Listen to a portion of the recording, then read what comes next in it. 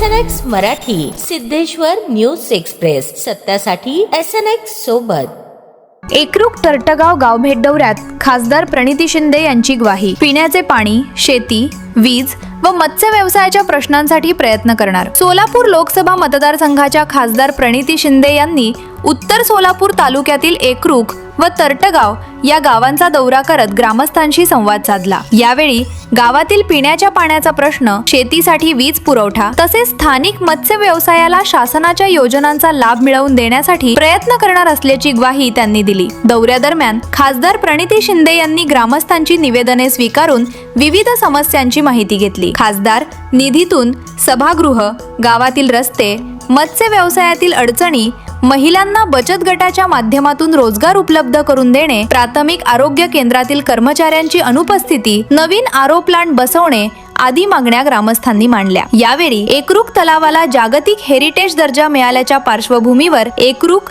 तरटगाव आदी गावांना पर्यटन स्थळ म्हणून मान्यता मिळावी, जेणेकरून स्थानिकांना रोजगार उपलब्ध होईल अशी मागणीही ग्रामस्थांनी केली। खासदार प्रणिती शिंदे यांनी नागरिकांशी प्रत्यक्ष संवाद साधत काही समस्यांचे जागेवरच निराकरण केले। तरटगाव येथील जलजीवन मिशन अंतर्गत रस्त्यावर खोदण्यात आलेल्या खड्ड्यांमुळे निर्माण झालेल्या अडचणी, विद्युत डीपी संदर्भातील प्रश्न तसेच सिटी बस सेवा सुरू करण्याबाबत संबंधित अधिकाऱ्यांना फोन करून तातडीने उपाययोजना करण्याच्या सूचना त्यांनी दिल्या। एकरूख व तरटगाव येथील नागरिकांच्या समस्या सोडवण्यासाठी मी कटिबद्ध असून नागरिकांनी थेट संपर्क साधून आपल्या अडचणी मांडाव्यात, त्यासाठी मी सदैव तत्पर आहे, असे खासदार प्रणिती शिंदे यांनी यावेळी सांगितले। या प्रसंगी उत्तर सोलापूर तालुका काँग्रेस कमिटीचे अध्यक्ष भारत जाधव, जिल्हा समन्वयक मनोज यलगुलवार, सचिन गुंड, विकास राठोड, संदीप सुरवसे, जावेद पटेल, मिजाज जहागीरदार, अशफाक पटेल, रमेश पाटील, जावेद मुलानी,